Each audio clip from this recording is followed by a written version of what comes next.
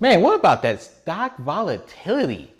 Whew, up and down. But the good news is all this volatility and all this uncertainty in the markets brings opportunities.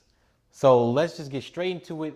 These are the picks for May 2018. Now, as we know, Michael EJ here, economic stock picking, and we split this up into two different groups: supply side, demand side. Demand is short term, some trades that you can do, maybe hold for 3, 4, 5%, similar swing trading. Then we're gonna look at the supply side, look at stocks we wanna hold for a little while. And it's based off of little to no competition, and they have clear competitive advantages. So let's get straight to these picks. I'm doing something a little different here, and this is something I've been experimenting for a while. This is partly explains my hiatus from YouTube, only a couple of weeks, not too bad. And it's actually around trading ETFs. Instead of trading single stocks where they can fall off a cliff, I've been getting into trading ETFs. Actually, it's the Direction leveraged ETFs. And I've been combining those sector ETFs. That's the main ones I've been trading, and I'll be talking about today. I've been combining that with this kind of thought process. One of my investment beliefs is in market regimes and business cycle investing. So I have a whole video about my beliefs coming up later this month, so watch out for that. But it kind of plays into that. There's certain sectors and certain styles that work at different times of the business cycle.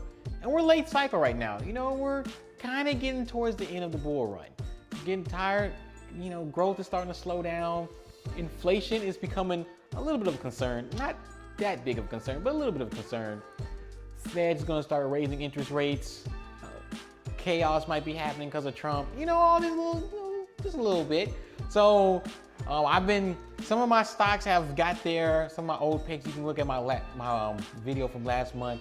You know, they got to a certain level, you know, got to 3, 4, 5%, and then they kind of shook around, and you know, it worked. You know, I finally got out, but I feel much more confident, especially on the downside risk and the ability to, at least those short-term kind of trades, that swing trading mentality really works with ETFs.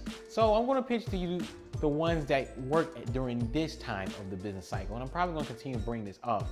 And during this time, this is where things are connected to inflation or more service-oriented that it's gonna always be around. This is when they tend to work very well. The two I'm gonna pitch is actually utilities, energy. No surprise.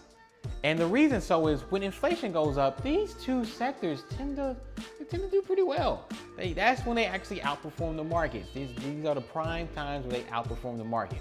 And lo and behold, over the past month, even over the past week, this is where the money's been going. There's been more inflows into these areas and outflows everywhere else. So we're gonna pitch to you these Direction leverage ETFs, 3 times leverage what the sector is doing. So if, for example, energy is up 1% as a whole, the ETF is gonna be up 3%. That's in theory. Sometimes it works out a little bit higher, a little bit lower. It's kind of the basis, but those are the ones we're gonna talk about. We got the utilities one, 3 times utility sector. Ticker is UTSL.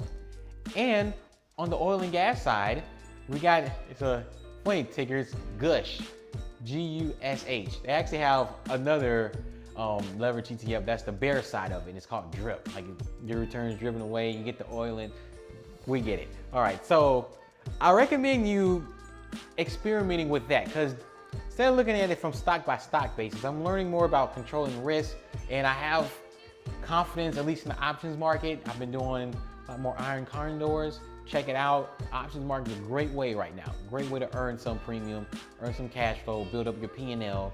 This is another way if you want to do it in the stock market instead. More of swing trading, go where the money's going, go where usually these sectors outperform during this time. You know, just go up 5%, take your profits and keep it moving. Let's get to more of the fun side though.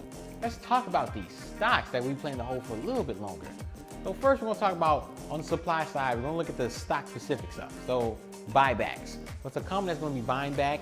And just for reference, another sector that tends to do well during these times is healthcare. My 2 stock picks are in healthcare, long-term stock picks. So one is not as long, it's about 1 to 2 years. A large company called Amgen, ticker AMGN. about $115 billion market cap. And they are, large biotech, very large biotech. I mean, sales galore, mainly in 6 key areas: bone health, cardiovascular, neuroscience, oncology, nephrology, and biomanufacturing. Now, as you guys all know, I'm all about the strategic assets with these picks. And of course, it's healthcare, it's biotech, it's about the patents. There's 35 patents connected to these 6 areas that essentially generate all the revenue and very high gross profit margins. I'm talking about 80-ish%, which is really good. And of course, some money goes into R&D, which, by the way, in the past have been focusing more on the R. They're starting to focus a little bit more on the D. You're like, we got some good things. A lot of these patents, I have 27 of the 35 not expiring until past 2020, and even some of them last all the way to 2030. Like, they got a good pipeline going. And of course, since we're looking more on the buyback supply side of things, they do pay a dividend. Of course, we pay more attention to stock buybacks. They have about a 2% yield, 2% as well dividend yield. So you add it together, about 4%. You got about a 4% shareholder yield. And also keep in mind, this is a stock we only plan to hold for a year or two. It's way too big to think further out. You can judge this stock quarter by quarter. You know what Amgen is going to do. But even with that said, there's negative earnings priced into the stock. Negative earnings growth. Like, people expect this company to shrink. Now, they're not wrong of thinking that. I don't think the company's necessarily going to grow either. This is more of, they generate 40% plus free cash flow margin. They usually pay out and reward shareholders they typically trade in the mid-teens PE multiple. And in some cases, you can make the case they're undervalued. Like, I see maybe 20 to 30% upside today. Not even considering looking further out, just today, they're undervalued. So that's a pretty good pick. I think this could actually work out. This one is a really good one that I'm looking into and like what I'm seeing. Actually, maybe even a little bit higher, around $220, $230 per share is what it's probably worth right now to me. Now, the other healthcare pick, Edwards Lifesciences, ticker EW, about a $28 billion market cap. I am very excited about this one. And it's one of those stocks where I might actually look to hold. Well, I am looking to hold for a while, like a couple of years. Like I mentioned before, in terms of time frames, I'm going to have a video about my investment beliefs, but one of the key things is the market is really good at looking 6 months to a year out. They're really good at that. And you got their hedge fund guys out there and your traders, they work really short term, the quants as well. There's nothing many people that look longer than that and are successful and are disciplined looking longer than that. Real big advantage. They also pay attention to their own things. It's all about having a double-digit expected rate of return on a company that can fight off competition. And Edwards Lifesciences can do that. So what they do is they create products to treat heart disease and other critically ill patients. And they really specialize in heart valves. That's their bread and butter. And that's how things really work for them. And even though in the United States, we're kind of later in the economic cycle, other parts of the world are earlier, especially in the emerging markets. And about half of their sales, maybe a little bit more, comes from international, not necessarily US. So it's a really big deal. They do have a decent amount of competition. They do have a decent amount of competition, but they also have 3,600 patents. That's a lot of patents. Some are pending, and a lot of them are foreign, which is very important. That's a huge strategic asset to have. They also, their heart valves are kind of well known in the healthcare industry, so you got a little bit of trademark stuff there. Also, the way they put things together, some of it's patented, some of it's kind of trade secret. So, of course, I'm falling for all these buzzwords, but also digging deeper into it. Those things hold, and it's a great way to fight off competition. Intellectual property is pretty much the best way. I'm going to have a video about that too, talking about these strategic assets. But the number one is intellectual property, and you need to see them actually work out. You actually need to see them pay out.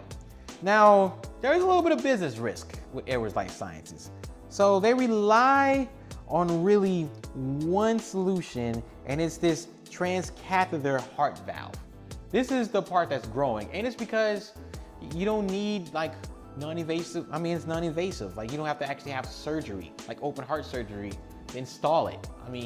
And it's that business segment is growing by 20+% a year while the rest of the business is stagnant.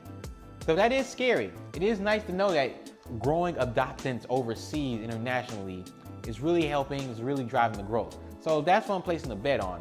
Once the trends capitalist starts to fall off and it's adopted by everybody, or some of their patents start to weaken, some of them start to expire, I see a change in that number, then we're gonna be concerned, but I don't see that happening in the next 3 to 5 years.